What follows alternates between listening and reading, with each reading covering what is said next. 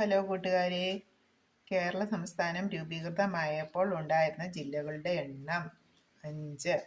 കേരള സംസ്ഥാനം രൂപീകൃതമായപ്പോൾ ഉണ്ടായിരുന്ന ജില്ലകളുടെ എണ്ണം 5.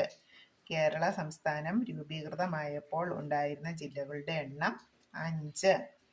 ഏതൊക്കെ ജില്ലകളായിരുന്നു നോക്കാം. കേരള സംസ്ഥാനം രൂപീകരിച്ചപ്പോൾ ഉണ്ടായിരുന്ന 5 ജില്ലകളുടെ പേരാണ് തിരുവനന്തപുരം, കൊല്ലം, കോട്ടയം, തൃശ്ശൂർ, മലബാർ.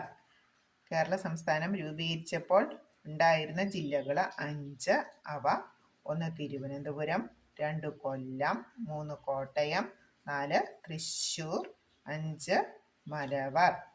കേരള സംസ്ഥാനം രൂപീകരിച്ചപ്പോൾ ഉണ്ടായിരുന്ന 5 ജില്ലകളാണ് തിരുവനന്തപുരം, കൊല്ലം, Kottayam, Thrissur, Malabar.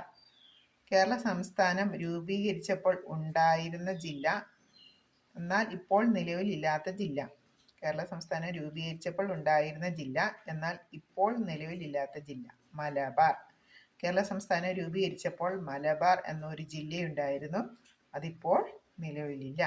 Okay, bye bye. കേരളത്തെക്കുറിച്ചുള്ള ജീക്ക നമുക്കിവിടെ നിർത്താം.